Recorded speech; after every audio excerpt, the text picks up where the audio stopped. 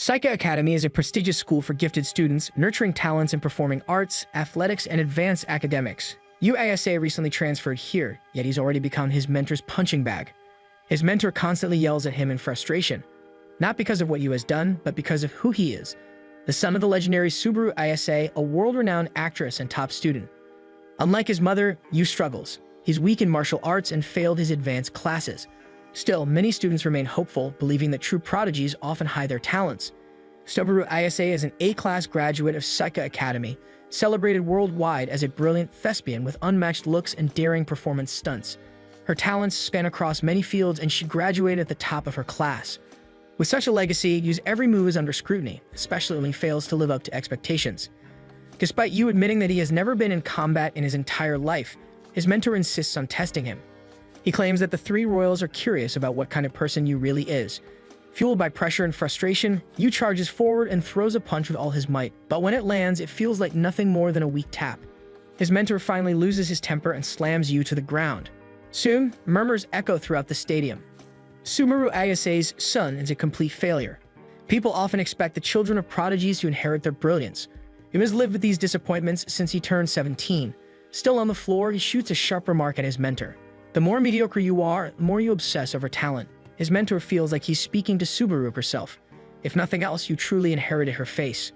Still, his mentor keeps scolding him for being mediocre, but Yu already knows that. He's seen his mother's brilliance firsthand. Without another word, he walks away. Everyone assumes he's simply used to losing, but they can't let that happen. The three royals place their hopes on him. His mentor, furious, decides to beat the talent out of him. But just as he moves to strike, a sudden kick hits him from behind. Standing there is Nico, followed by her two sisters, Kazuki, a best-selling theater actress, and Miwa, a sports genius with unmatched achievements. Nico herself is the top martial artist in school. Together, they are the three royals' highest-ranked students of each program. Yu, still lying on the ground, stares up in disbelief as the trio stands before him. His eyes widen in shock. Kazuki steps forward to greet Yu, and when asked about his advanced tests, it's confirmed. He's a mediocre hack with zero talent. It's a major letdown, especially since all three of them had expected him to join their respective programs. Of course, Yu already knows his own limits. In fact, he's already transferred to the general education program, a division they forgot even existed. With that, Yu turns to leave, but Nico stops him, telling him to clean up first. Apparently, it's an unwritten rule. The loser cleans the dojo, so he has to keep going. The three royals toss a few parting insults his way as they leave, and while Yu wants to talk back, there's nothing he can do.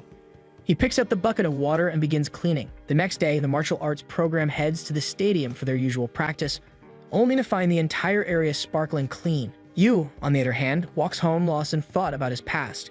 When Yu was younger, he used to dream of being praised like his mother. He would practice movie lines in front of the TV, but every time he saw her perform, he knew he couldn't match her brilliance. He kept searching for his strength, jumping from one field to another, but reality hit hard. He was just mediocre.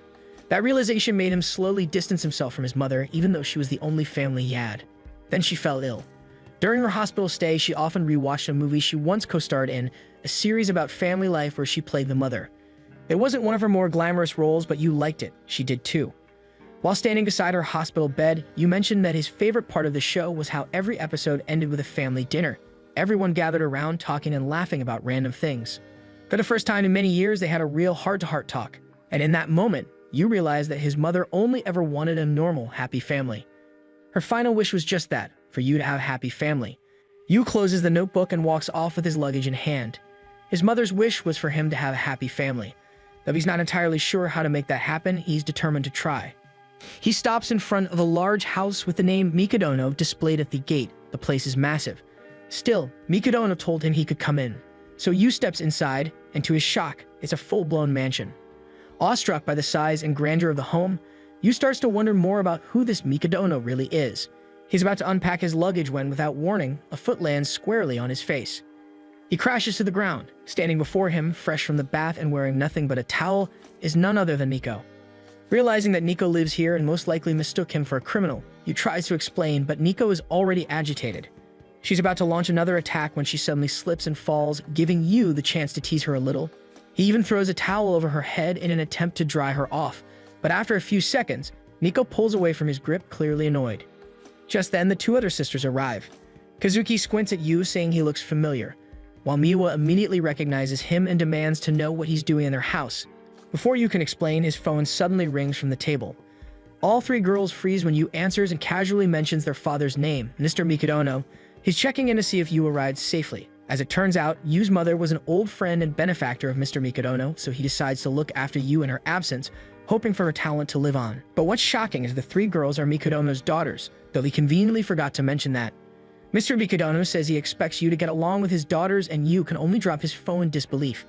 He remembers his mother's dying wish for him to have a happy family. And now this is how a mediocre kid like himself ends up becoming family with three gifted sisters.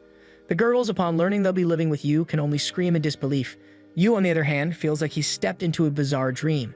Nico, clearly irritated, reluctantly accepts the situation, saying it's their father's decision anyway. Kazuki is in disbelief that their father would take in someone she considers a failure. Meanwhile, Miwa flat out refuses to take care of a dumb mooch.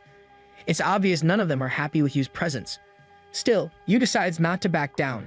He may be average, but he's determined to stay strong and live up to the happy family his mother once imagined. Yu formally introduces himself to the sisters, though none of them seem to care. As he moves to take care of his luggage, he accidentally steps on what appears to be a woman's undergarment. Kazuki snatches it away in a flash, clearly embarrassed. That's when Yu realizes the entire mansion is a complete pigsty. Taking a peek into the kitchen, he finds it in even worse condition. Kazuki was supposedly in charge of the dishes, but never got around to doing them. Broken glass litters the sink, and Yu carefully picks up the pieces one by one. It seems Kazuki had tried to wash them, just not very successfully. Then Yu turns to the mountain of unwashed laundry, which was apparently Miwa's responsibility. She casually admits she forgot how to do it, despite being capable of memorizing far more complicated things. To cope, she had scribbled washing instructions on her own hands. Nico, who's in charge of household chores, mocks Yu's aptitude test results, accusing him of exposing their failures. But Yu doesn't seem to care at all. After the sisters finish throwing insults, none of which he even listens to, the entire mansion is already sparkling clean. That's when Nico finally connects the dots. He's also the one who cleaned the dojo. Yu tries to win them over again, flashing a smile and saying he can clean like this anytime. He's got the looks, that's for sure, if only he weren't such a complete failure in everything else. The next morning, he wakes up to his alarm, expecting a peaceful day since there's no school. But that hope quickly fades when loud pounding echoes through the house. At just 7 in the morning, Miko is already training in her private dojo. In another room, Miwa is caught up in an intense game, furiously playing while debating with an opponent. Meanwhile, Kazuki stands in the kitchen, casually mixing a murky green beverage as part of her routine. Yu realizes he's nothing like the three sisters. Even without school, they all have plans for the day, leaving him alone in the house. He hopes they could share breakfast, but Kazuki seems to be in a rush. When he turns to Miwa, he finds her sitting comfortably with a mountain of snacks, clearly counting that as her morning meal. He tries to caution her about eating sweets before breakfast, but the glint in her eyes suggests he shouldn't bother. As he begins to prepare breakfast for himself, his thoughts drift back to life with his mother. Whenever he made breakfast, she rarely ate with him, always busy. She was constantly focused on herself. Yu knows this behavior well. Prodigies often live in their own worlds. If he couldn't even manage to connect with his own mother, how could he ever hope to live peacefully with three gifted sisters? While having his breakfast, Yu notices Nico eyeing his food. She's surprised to learn that he cooked everything from ingredients that were close to spoiling. When Yu offers her a plate, she's tempted to accept but quickly remembers her strict diet. His cooking may be impressive, but the meal is far too unbalanced for someone focused on martial arts training. As the three sisters rush to prepare for the day, Yu is left alone at the table. He recalls how his mother used to diet strictly for certain acting roles. Now it makes more sense. Kazuki does it to maintain her top star status, Miwa snacks to keep her brain sharp, and Nico follows a routine for physical performance. Prodigies often become so focused on themselves that they overlook the people around them.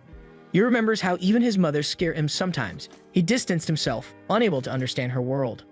As the three girls rush out the door, they argue along the way, each blaming the other for running late. Just before they can completely leave, Yu stops them. He announces that they forgot something, prompting all three to rummage through their bags in a panic, only to realize they didn't forget anything at all. Annoyed, they scold him for startling them. That's when Yu calmly says what they forgot. Have a nice day. Instead of cheering them up, the words only creep them out. Still, they continue on their way, brushing it off. His message clearly didn't land the way he hoped, but Yu remains determined to keep trying. Nico mutters to herself that it was a stupid thing to say, but when she catches her reflection, her cheeks are flushed. Yu, Kazuki, and Miwa find themselves thinking about it, though none of them will admit it. Deep down, they kind of liked it. Back at the mansion, Yu is washing the dishes when he receives a call from Mr. Mikadono. He's just checking in and informing Yu that he won't be home often due to work. That means Yu will be spending most of his time alone with the three sisters. Mr. Mikadono has a favor to ask as well. He explains that, as prodigies, his daughters will eventually face challenges of their own. He wants you to be there for them through those obstacles. If you succeeds, he believes the sisters will eventually open up to him. Still, it's a difficult request. You can't help but wonder how someone as average as him could possibly help girls so gifted. You still can't believe why such gifted girls would ever need his help, but Mr. Mikadono explains that Kazuki is facing a difficult audition. Nico is aiming for another National Martial Arts Championship, and Miwa has an upcoming Shaja title match. He wants you to support them through these challenges. With that, the call ends. While hanging the laundry, you can't shake the thought from his mind. He's just a mediocre guy, neither athletic nor academically gifted, so he doubts whether he can actually be of any help. Still, he knows failure is always a possibility, and he, of all people, understands how painful that is. As the son of a prodigy with no talent of his own, you learn early how hard it is to live with people's disappointment. If that pain is already too much for someone like him, he can't imagine how devastating it would be for someone seen as exceptional. Determined to make it work somehow, Yu grabs his bicycle and rides off to the market. If he wants to get to know them better, he figures he should start by sharing a meal with them. When Nico comes home, she's instantly startled by Yu's presence. She almost forgot he lives with them now. Yu is in the middle of cooking something and even invites Nico to give it a taste. Suspecting he's trying to win her over with food, Nico quickly refuses and tells him she already bought dinner for herself. She proceeds to take a shower and dry her hair, then heads out again, only to find Yu still in the kitchen, now in full chef mode. Watching him so focused on cooking makes Nico realize just how serious he is.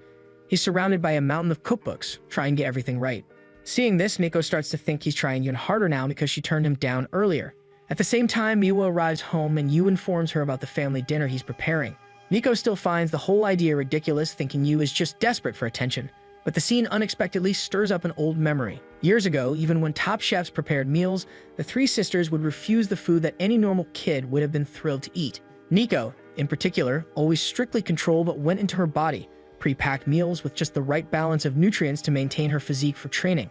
That night, she eats alone in her room. But as she takes a bite of her meal, she can't seem to shake the thought of Yu's cooking. Nico decides to take a peek from her room.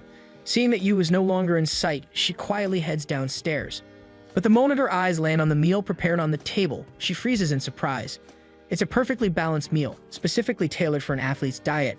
Just then, Yu appears behind her and begins listing all the nutrients included in the meal. He explains that he designed it to complement her training routine, and that's when Nico finally gives in and accepts her defeat. Yu even consulted a dietitian to customize the ingredients based on her needs.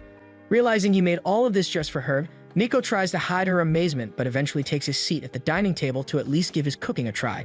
The moment she takes a bite and doesn't insult it, Yu lights up like a cheerful kid who just got his pet kitten to eat. Moments later, Miwa peeks from the staircase, eyeing her sister's plate. Unable to hide her curiosity and mild envy, she quietly makes her way downstairs. Though she tries to stay unnoticed, Yu spots her and immediately presents another plate, this one tailored precisely for her brain function. He even recites the nutrient content with the same enthusiasm. Nico is taken aback to realize that Yu prepared each of them a specialized meal. Miwa tries to brush him off with her usual attitude, but Yu doesn't budge. He stands his ground, hoping to see both sisters enjoy the food he worked so hard to prepare. Now that the two sisters are finally seated at the same table, they begin teasing each other like normal siblings, which brings a smile to Yu's face. But that moment is quickly cut short when Kazuki arrives. Yu eagerly presents the meal he specially prepared for her, carefully packed with nutrients to help maintain her glow and radiance as a star. However, Kazuki remains unmoved. Without even glancing at the dish, she turns away and heads straight to her room. Though part of her finds it heartwarming to see her sisters sharing a table like a real family, she refuses to join them. For her, none of it is meant for her. Not the table, and certainly not the food made by a nobody like Yu. Yu freezes in place, his hopes instantly crushed.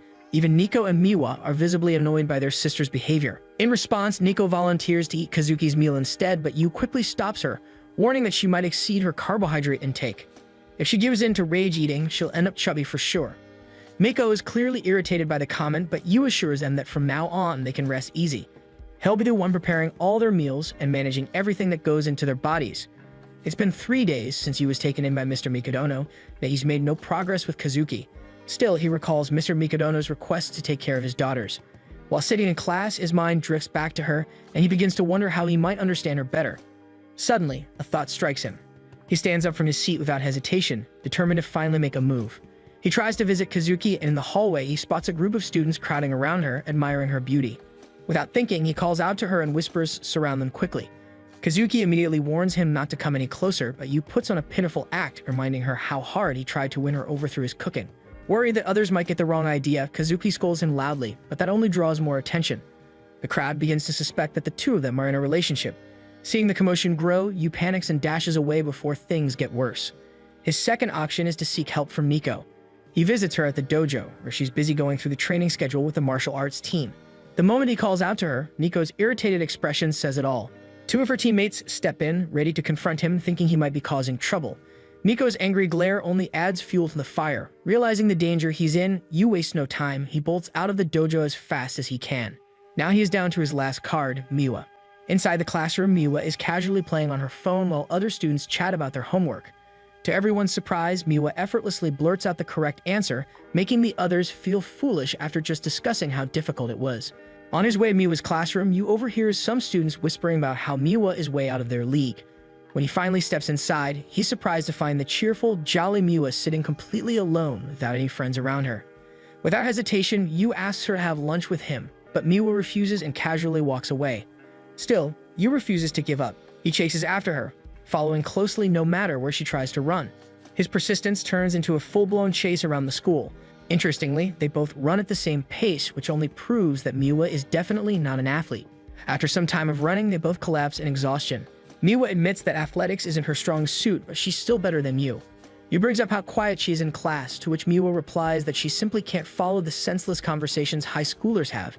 She's royalty, which means she is completely different from them. When Yu says he can relate, Miwa raises an eyebrow. He jokes that he's royalty too, of the short, weak, and stupid kind. Plus, the looks he inherited from his mother are basically false advertising, which Miwa, surprisingly, agrees with. Yu tries to comfort her by saying their uniqueness makes them special, but his words falter and he forgets what he was going to say next, causing Miwa to scowl in annoyance. A few moments later, the two now have sandwiches in hand. Yu opens up about his ongoing struggle with Kazuki, which triggers a memory for Miwa. She recalls that when Kazuki was 3, she wanted their mother to cook just for her. She looked so happy back then. Maybe that's a clue. That conversation gives Yu a possible lead. Kazuki might be longing for a dish her mother used to make just for her. But the question is, what could that dish be? As Kazuki walks through the door, Yu eagerly shows her what he's about to cook, but to his shock, Kazuki suddenly collapses to the floor. When her two sisters arrive and check on her, Kazuki brushes them off, claiming she's just fatigued. However, her forehead is burning hot. Concerned, Yu heads into her room with a bowl of porridge specially made for her fever, but Kazuki shuts everyone out, insisting they're all overreacting. While making their way downstairs, the sisters talk about how Kazuki easily gets sick, and that her rehearsals for the lead role are especially brutal.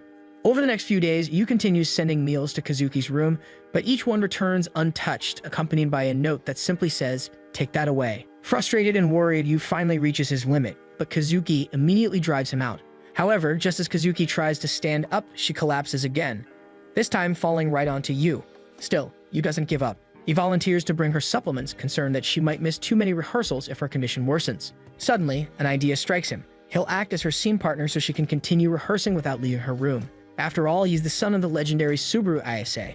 He even debuted at the age of 2, while Kazuki didn't make her debut until she was 6. Maybe he's not as hopeless as he seems. Picking up the script, Yu attempts to portray the princess who is betrothed to Kazuki's character. But the moment he delivers his lines, his performance falls flat. Without hesitation, Kazuki drives him out of the room. As it turns out, the only reason Yu debuted at age 2 was because his mother pulled some strings. He failed every audition that followed. To Kazuki, Yu has no real understanding of effort given that everything he had was handed down by his parents' influence. That night, he returns to Kazuki's room having read the entire script, but his performance shows no improvement. The next morning, he tries again after rereading it 10 times that even a school play sounds better. The day after that, he continues, but the results remain the same. Lying in bed, Kazuki reflects on how an amateur like Yu could never understand what it means to be a professional. She's always been admired, always cast in lead roles with immense pressure resting on her shoulders. Failure has never been an option. Determined to get better, Kazuki decides to step out of her room only to find Yu in front of the TV. He's watching the movie adaptation of the role she's playing.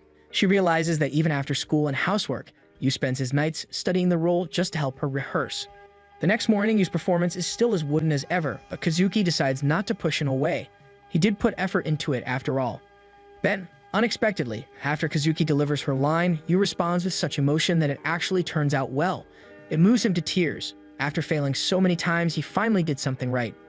Kazuki thinks it's ridiculous to cry over one good line, so she scolds him back to his senses. Still, deep down, she quietly hopes she can return to acting soon. Then Kazuki suddenly speaks. She's finally ready to eat Yu's cooking, but only under one condition. She hesitates at first, pulling a blanket over her face out of embarrassment before quietly reciting a list of things she refuses to eat. After all this time, Kazuki simply does not want them to know she is such a fussy eater. That morning, Miko and Miwa stare in disbelief. Kazuki is eating with them, and not just that, she's eating real food. Yu passes by, casually praising Kazuki for finishing her soup, and she shrugs it off, saying it's fine as long as there are no carrots. Unbeknownst to her, Yu had secretly grated some in.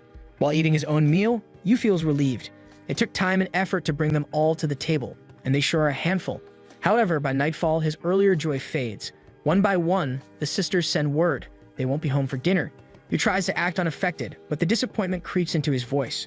Just when he thought they were finally becoming a family again. On the bright side, having a prodigy for a mother made him used to being left behind. She often wouldn't come home for months, buried in her work. But that same devotion is what eventually pulled them apart. Now he can't help but compare the Mikodono sisters to her. They're all prodigies, while he feels like a nobody in their shadow.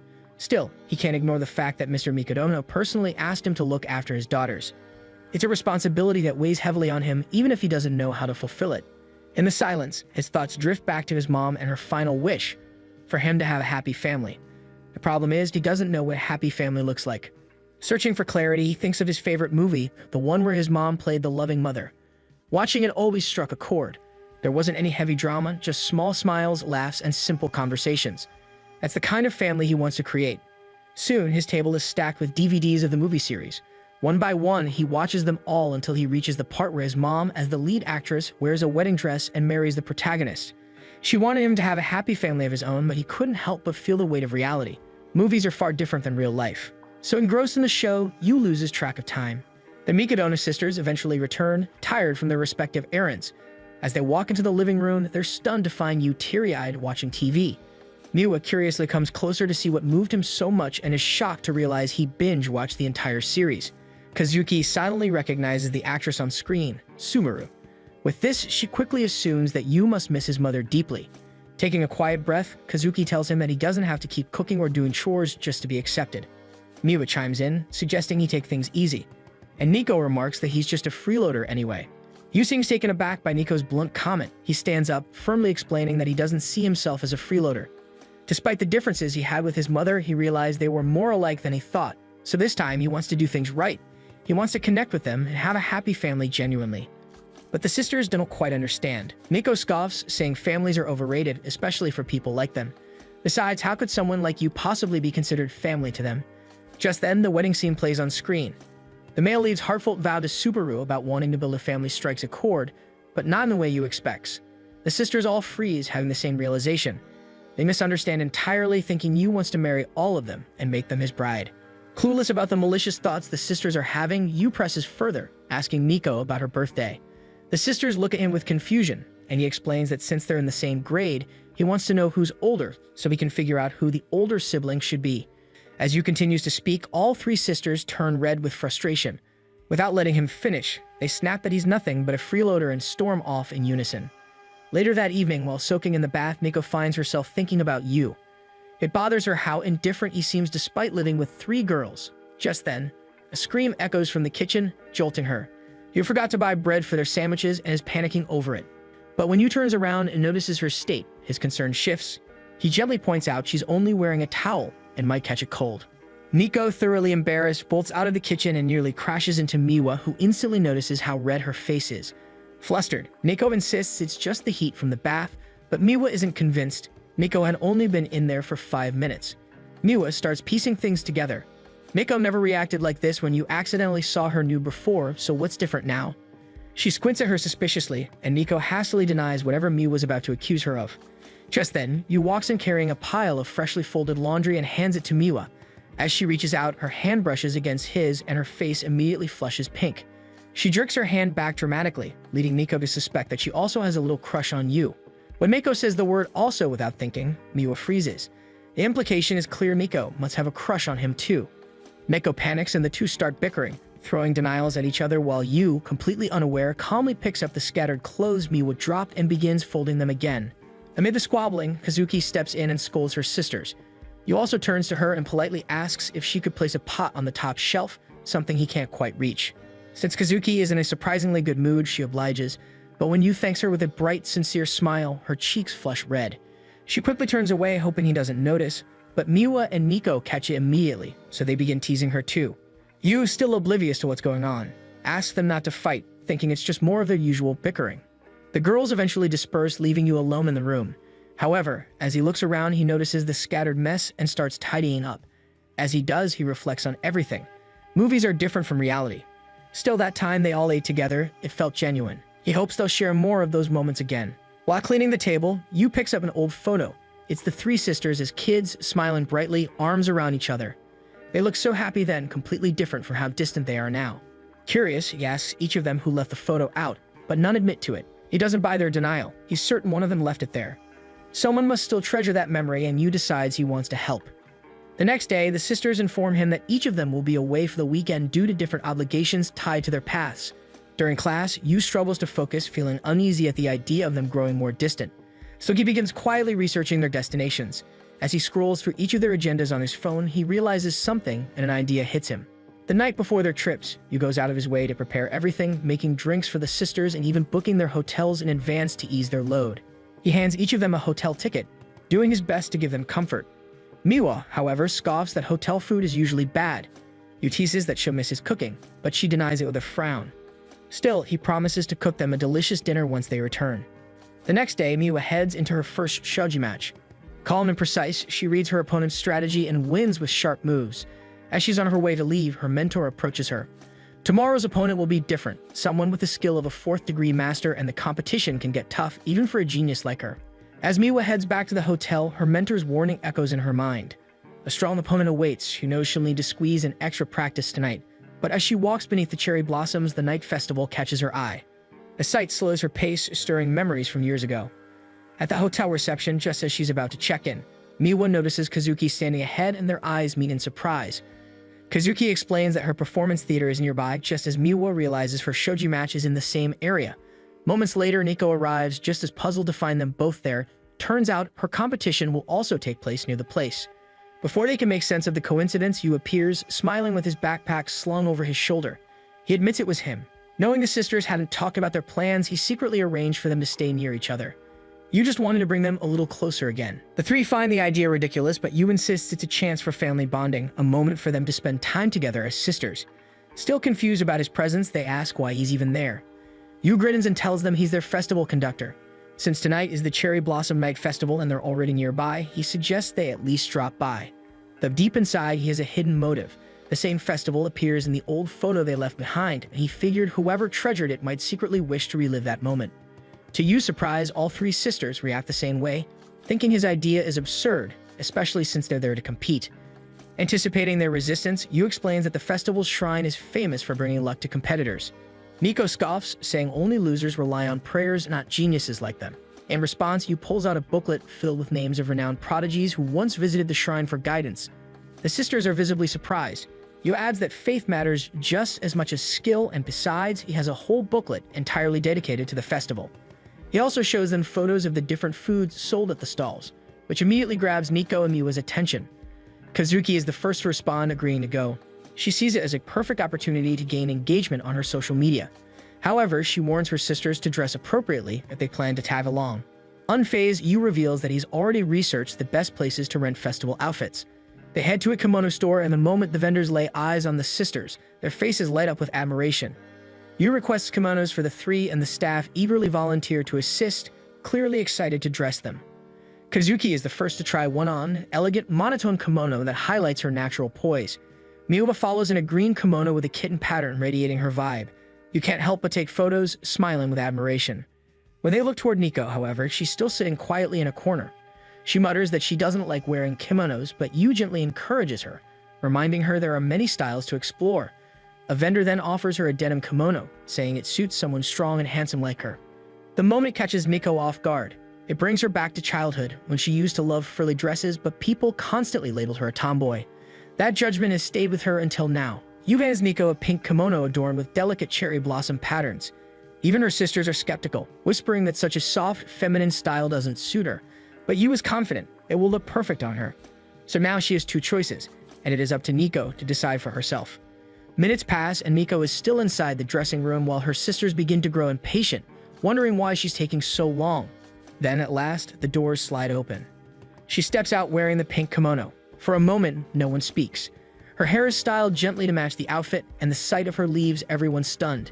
Nico mumbles that she probably looks weird, avoiding their gaze. But the way they're all staring, utterly in awe. The sisters, along with Yu, wander through the lively festival that night. However, Yu is caught off guard by just how popular Kazuki is. She quickly becomes the center of attention, surrounded by a crowd of starstruck admirers. Yu had hoped they could enjoy the festival together like a happy family, but it seems Kazuki has shifted into work mode, engaging with fans and posing for pictures. Watching her handle everything so gracefully, Yu hesitates to interfere. Fortunately, there's no need to. Even while chatting with fans, Kazuki keeps an eye on her sisters and soon notices Miwa and Miko happily sampling festival treats. Meanwhile, while other people are admiring Kazuki, there is this one girl who did not go with the crowd. According to her, Kazuki may be hot, but she is still a girl after all. Refusing to join the hype, she decides to walk away from the scene. Unfortunately, just as she turns around, the strap of her slipper snaps, causing her to lose balance and stumble forward. In that exact moment, Kazuki steps in and catches her right before she hits the ground. When the girl opens her eyes, she finds herself in Kazuki's arms. The crowd erupts in excitement, cheering over the unexpected heroic act. Without paying much attention to the noise around them, Kazuki carries the girl to a safer space. Yu, who has been watching from a distance, immediately trails after them, trying not to lose Kazuki amidst the sea of people. Once Kazuki ensures the girl is safe, she attempts to return to the main event, only to be pulled aside by Yu, who's hiding behind some nearby bushes. Now hidden, Kazuki is ready to scold Yu for the sudden move, but he quickly hands her a bag filled with food. Though Kazuki initially tries to refuse his offer, Yu pulls out one more thing, a small bandage. He had noticed earlier how she walked more gingerly than usual, so he assumes something is wrong with her sandal straps. Without hesitation, he urges her to put a bandage on her foot. Kazuki feels slightly creeped out, wondering if Yu has been watching her all this time. However, when he insists she show him her foot, he discovers just how bad the wound is, that she was still carrying someone in that state. Yu wonders why she never mentioned it, but Kazuki explains that as someone expected to play the role of everyone's prince, asking for help would only disappoint people's expectations. Yu, however, insists it shouldn't matter. Everyone deserves to be themselves. With that, he suggests taking care of her injury, and Kazuki finally complies. As Yu gently applies the bandage to the tender area, Kazuki feels a warm blush rising to her cheeks. Meanwhile, elsewhere, Miwa and Miko are at a festival stall. Miko is growing increasingly frustrated trying to catch a salmon with a paper scoop but fails every time, while Miwa bursts into laughter, her amusement only making Miko's irritation worse. Just in time, Yu and Kazuki arrive to join them, though Kazuki now wears a mask to avoid recognition. With that, the four decide to pair up Kazuki and Yu against Miko and Miwa in the goldfish scooping game. While playing, Miwa jokes that Kazuki should always wear a mask since it looks happier than her usual frown. After a while of playing, Miko breaks her scoop in frustration while Miwa effortlessly catches fish after fish. Kazuki accuses her of cheating, but Miwa smugly claims they simply lack skill. Yu, meanwhile, frowns at how seriously they're taking the game. Eventually, Yu quietly excuses himself from the group, intentionally leaving the girls to spend time together while he makes his way to another location. Yu bolts through the festival grounds with unwavering determination, heading straight toward a special event, the Lotus Hopping Competition. This annual challenge requires participants to cross a pond by hopping across lotus-shaped platforms and reach the Torii Gate at the end. The prize will be a photo with the shrine's golden guardian, which is said to bring great luck, especially for those who have upcoming competitions. Yu clutches a worn photo of the three sisters, holding the same shrine from their childhood. His goal is to have them recreate that memory so they can relive their happiest moments together. Winning this game feels like the key to bringing back that bond. However, the challenge is far from simple. Contestants fall one after another, splashing into the water one by one. It turns out that some of the lotus pads will sink without warning, so they need to find the sturdy ones themselves in order to succeed. Spectators murmur that the game is near to impossible. Even the hosts admit no one was able to finish the game for a decade now. Yet one of the hosts recalls a memory from 10 years ago when three young sisters succeeded. The next challenger steps forward, Yu, and with a deep breath, he leaps. But in an instant, he plunges straight into the water, instantly losing his first try. Undeterred, Yu climbs back out, and after the hosts announce that challengers can retry, he volunteers to go again, but his second attempt fares no better. He barely makes it past the first few platforms before sinking. One by one, the other challengers bow out, surrendering their chances, but Yu refuses to quit. He begs the hosts for another turn, then another, until at last he is the only competitor left. The skies darken, rain begins to fall, and the hosts plead for him to give up, but Yu stands firm. Staring at the lotus pads, Yu imagines how the three sisters might have worked together, using each other's strengths to succeed. Then he makes a final run, and with one last desperate leap, he lands on solid ground before the Torii Gate. Finally, the host prepares to snap Yu's photo with the shrine, but he declines and sprints back toward the sisters' location. Yet the rain worsens and announcements echo that the festival will close early. Soaked and breathless, Yu stops in the middle of the road, scanning the empty place. His heart sinks as realization strikes. Maybe they've already gone home. He recalls their earlier words about not wanting to attend, and doubt floods his mind. Perhaps he's been too pushy, risking driving them further apart instead of bringing them closer. Yu lies down and closes his eyes in defeat, but when he opens them again, he's surprised to see the three holding their umbrellas. The three wonders why he hasn't come back immediately. They thought he left them behind, but he's wrong. Now they want him to lead them back to the hotel. However, they couldn't get an umbrella for him, so each of them volunteered to share with him instead. Still, in the end, they still argued about it. Back at the hotel, the three sisters share the bath together. Kazuki and Miwa chat lightly about the festival. Nico, however, remains unusually quiet, her mind replaying what happened earlier. All three had wanted to share an umbrella with Yu, which led to a game of rock, paper, scissors. Nico won, and though it was only a short walk, the experience felt strangely overwhelming. Her heart pounded uncontrollably with every step, and even now, she can't understand why. Nico wonders if it's just because of wearing a kimono, but then she starts moving awkwardly, lost in thought. Her strange movements catch Kazuki and Miwa's attention, shocking them before they both burst into laughter, teasing her about wanting to be a real woman. When they finish bathing, the sisters are startled to find Yu stepping out of the lobby, drenched from dirt and rain. Curious, they ask where he's going, only to learn he forgot to book a room and the entire hotel is now fully occupied. He plans to look for another place to stay, even if he has to sleep in a net cafe. The three freeze in shock, but Kazuki suddenly speaks. She requests an extra set of bedding, and soon Yu is spreading a futon on their floor to sleep in the same room. This, of course, completely undermines his original plan of giving the sisters private time to bond. Still, leaving him out in the bad weather is unthinkable. Though they try to act casual, their concern is obvious. After all, they've shared a home before. Offering him shelter now feels like simple decency. Yu tells them to carry on as if he isn't there and goes to find a robe before taking a bath, but Kazuki accidentally steps into his path. He quickly apologizes and Kazuki feels her cheeks warm, though she tries to hide it. Unfortunately, there are no spare robes in sight. Miwa, however, insists there should be extras in the cupboards and begins searching. Yu joins her, and when she turns unexpectedly, their faces end up just inches apart, leaving Miwa flustered. Nico also starts rummaging through another cabinet. Yu notices a robe on the top shelf, which is out of her reach. Without thinking, he steps in close to grab it for her, unintentionally pinning Miko against the cabinet door. With this, her face turns red as Yu finally retrieves the robe. With that, he excuses himself and heads for the bath, only then realizing the room feels far too cramped for 4 people. From inside the bathroom, Yu keeps apologizing for intruding on their sisterly time. Meanwhile, the three stand frozen outside the door, silently wondering how they're supposed to relax with him around. That night, the three sisters struggle to fall asleep, each feeling oddly restless with Yu sharing the room. Still, they pretend it's just the lingering thrill of their events. Meanwhile, Yu lies quietly on his bedding, smiling to himself as memories from earlier replay in his mind. Despite the chaos, he managed to capture a perfect photo of the sisters with the golden shrine. Though their first poses were stiff, the final shot showed 3 genuine smiles, a true recreation of their childhood picture. Reaching into his bag, Yu plans to take out the old photo for comparison, only to realize it's missing. A wave of panic hits, but then his eyes catch a small note placed beside his bed. The message reads, "I took back the photo." He never expected anyone to claim it, but the thought brings him relief. At least the photo has returned to the person it truly belongs to. After a few moments, Yu drifts into a deep sleep, leaving the 3 sisters complaining. They rise, exchanging frustrated looks, realizing none of them can fall asleep. Each makes an excuse, blaming the festival excitement or their event the next morning before lying back down again. But drowsiness doesn't come easily. Instead, Kazuki suddenly mentions Miko's flowery kimono, sparking a conversation. Before they know it, they're reminiscing about their childhood, how their tastes were once so different.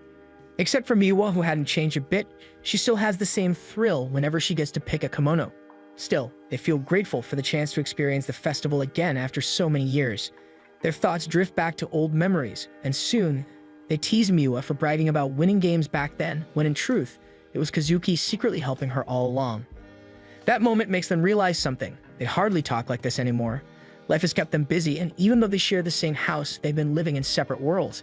Deep down, they know this is exactly what you hoped for, and strangely enough, his plan worked. Miwa admits it feels weird, yet her heart warms. She pulls out the photo Yu thought he lost, holding it next to the picture on her phone. Both captured the golden shrine, one from 10 years ago, the other one from tonight.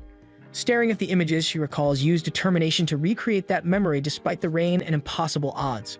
The next day, news spreads of Kazuki's flawless stage performance while Miwa and Miko ace their respective competitions. You can't help but feel impressed that despite spending the previous night goofing off at the festival, the three still managed to shine. To him, they are really true prodigies. Back when the three were searching for Yu at the festival, they argued over how to find him without having his phone number. Miwa suggested posting a missing person notice on social media for Kazuki's followers to see. However, when they tried to describe him, their descriptions were too vague. Wanting to highlight his most unique trait, Kazuki mentioned his smile, even boasting that she had seen it up close. Not wanting to lose, Miwa bragged about knowing everything about him too, especially his cooking skills. Finally, Nico revealed how Yu cares for her by buying protein and sports tape. Realizing how personal the description sounded, all three turned bright red. In the end, they abandoned the idea and decided to search for him themselves. Ever since the sisters attended the festival, Yu has noticed how much closer they've become. They look out for each other now, and the thought makes him smile during class. Then he remembers the promise he made before they left, that he would cook them a delicious dinner when they returned. That afternoon, Yu heads home carrying a bag of ingredients, determined to fulfill his promise. But as he reaches the front door, he notices something unusual. Curious, he steps inside, only to freeze at the sight of the sisters standing together, facing an unfamiliar man. Yu approaches quietly to get a better look, but the moment the man speaks, he instantly recognizes his voice. It's Mr. Mikadono. Surprised, Yu bows deeply in gratitude for taking him in. However, Mr. Mikadono emphasizes that Yu must develop the skills and talents his mother once possessed. After that, Mr. Mikadono shifts the topic to his daughters, requesting an update on their progress. One by one, the sisters report the successful outcomes of their recent activities, each sharing their accomplishments. He listens intently, then reminds them to stay focused and keep improving. With that, he rises to leave. Yu quickly steps forward, trying to stop him, even inviting him to stay for dinner. But Mr. Mikadono declines, explaining he only came to hear about their achievements. As he turns to go, his eyes catch something, the mask Kazuki wore during the festival. Curious, he asks about it. Yu, unaware of the consequences, explains cheerfully. He recounts how the sisters stayed together, attended the festival, and revisited their childhood memories. His sisters freeze as Mr. Mikadono lifts the mask and places it on his face. Then his voice hardens as he accuses Yu of interfering with his daughter's paths to success. Yu tries to defend himself, mentioning the lucky shrine and its meaning, but the words only make things worse. Mr. Mikadono's anger sharpens, filling the room's silence. Mr. Mikadono declares that he raised his daughters to be the best, insisting that attending festivals only wastes their potential. He then turns to Yu, bringing up his lack of achievements. During his investigation, he discovered Yu has nothing to his name.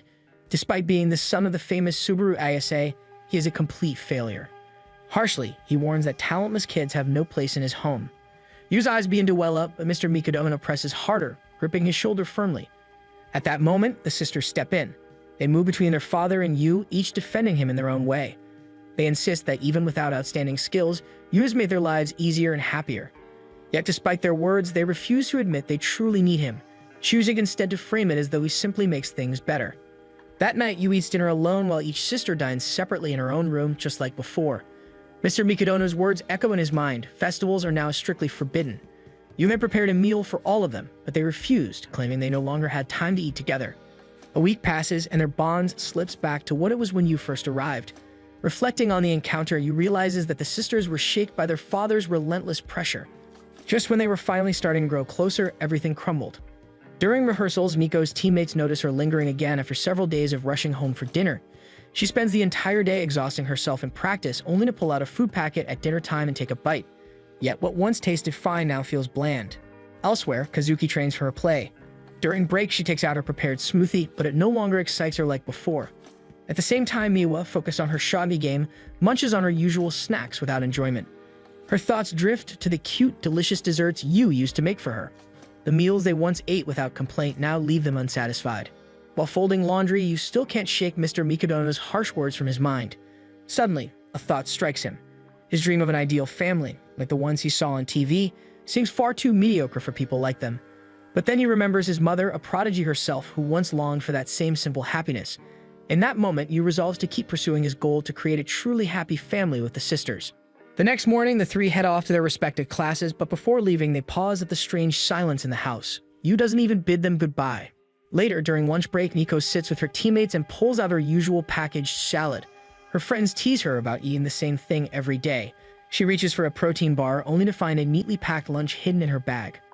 Opening it, she discovers a full balanced meal tailored perfectly to her needs. Her friends' eyes widen and their mouths are watering at the sight. It's not just Nico who got them. Miwa and Kazuki also discover neatly prepared lunches in their bags, all thanks to you. When Neko's friends assume she won't eat it and try to take some, she quickly shields the lunch with her hands, refusing to share. In that moment, Neko is deeply moved by Yu's gesture. Her chest feels so full that she can hardly take a bite, overwhelmed by gratitude. That afternoon, while washing dishes, Yu notices all 3 lunchboxes are completely empty. He's still in shock when Kazuki approaches him with a bold proposal. Since Mr. Bikadono threatens to throw him out unless he proves himself useful, Kazuki offers a deal. As long as Yu keeps cooking for them, they'll let him stay. With Kazuki's auditions, Nico's tournament, and Miwa's match approaching, they need his support. Yu accepts without hesitation, ready to take on the challenge. Even if they see him only as a helper and not family, he's determined to cook for them every day. The next day, Yu sends them off with freshly packed lunches, cheerfully reminding them to have a good day. Yet his simple words catch them off guard, leaving all 3 flustered without them knowing. Kazuki stands in the studio's restroom, adjusting her wig and trying to look pretty in the mirror. Suddenly, the door creaks open and 2 girls enter, chatting about rehearsals before spotting her. Kazuki forces a calm expression, but beneath her poised exterior, something clearly weighs on her mind. Meanwhile, Miko, in the middle of practice, suddenly gets a phone call. Curious, she checks the screen, then answers with excitement. On the other end is a familiar male voice asking how she's been. He tells her he's just returned from an overseas tour and can't wait to watch her next tournament. Elsewhere, Miwa trains face-to-face with her mentor. Though confident at first, she loses yet again. Her mentor then poses a serious question, asking her to choose between 2 paths for her future. Yet Miwa remains uncertain of what to do. That evening, the 3 sisters head home carrying heavy thoughts. Kazuki faces her first female role, Nico must impress someone important, and Miwa struggles with a life-changing decision. Behind the struggles looms the weight of everyone's expectations, the school, and most of all, their father. Arriving home, the sisters find Yu in the kitchen, stomping on dough with his feet. He's determined to make udon from scratch, so it's perfectly healthy for them. But as he moves to press the dough harder, his foot slips, sending him tumbling to the floor. The sight makes the 3 burst into laughter. Since they're home earlier than expected, they decide to join him for dinner that night. After cooking, Yu serves each of them a customized udon bowl tailored to their individual needs. Curious, Nico wonders where he learned to cook as she takes her first bite. To her surprise, it tastes extremely ordinary. Her thoughts prompt Kazuki and Miwa to agree with her. The flavor isn't special at all. Yet, as they eat, they are reminded of something. Their father always made mediocrity seem evil, but upon tasting the udon Yu made, they realize that even the most mediocre ones can actually be this good. Yu washes the dishes that night, simply happy about being able to share a meal with the sisters again. Then suddenly, Kazuki approaches, stepping closer to offer help in doing the dishes. The gesture startles Yu, but before he can react, Kazuki calmly explains that she is only doing this because she wants to work on her feminine side. Yu, however, silently doubts this will help her achieve that goal. Kazuki begins to wash the dishes with determination, and while doing so, Yu casually asks about her audition, which prompts her to open up. Since it's her first female role, she's been extremely anxious about it all day. But somehow, after coming home, she completely forgot her worries, so she convinces herself it will be fine. While helping, Kazuki notices the bandages on Yu's hands. It turns out he cuts himself often and even burns his hands from pots. As they continue, Kazuki accidentally drops a plate, making a loud clatter, but it doesn't break. Yu explains he uses hard plastic, so Kazuki can drop as many as she likes. As Yu arranges the dishes, his foot slips on the floor, sending him crashing down. His nose starts bleeding and Kazuki rushes to help, but she accidentally steps on a pair of chopsticks and loses her balance. In an instant, her lips collide with Yu's, resulting in an unexpected kiss. The shock freezes him, and when he finally realizes what happened, he blurts out an apology. Kazuki, however, remains composed. She calmly states it was an accident and turns to leave, casually reminding him to take care of his nosebleed. Her poise in the situation leaves Yu completely stunned and speechless. As Yu tries to stop his nosebleed with tissues, he can't shake the thought from his mind. Kazuki kissed a guy like him bleeding. For her, it probably meant nothing after all. She's had countless stage partners in romantic roles. But for Yu, it was his first kiss. The next day, dark skies appear. Miko casually predicts a rain coming, while Kazuki turns on the TV to check the forecast, only to be met with a kissing scene that leaves her momentarily frozen.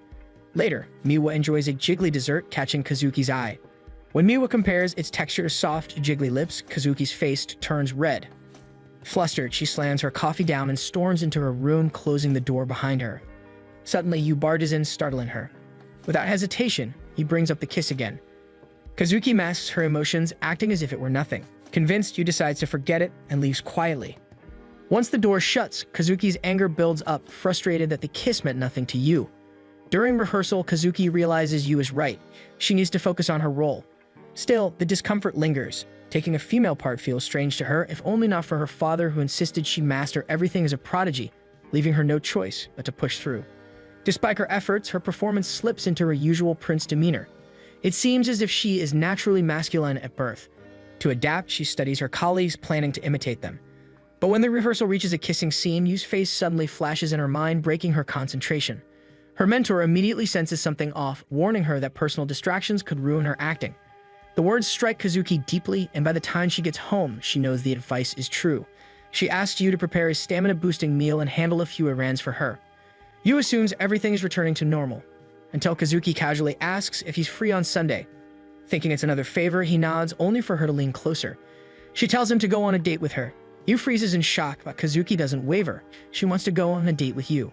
Thanks for watching. Make sure to subscribe so you don't miss new episodes every week.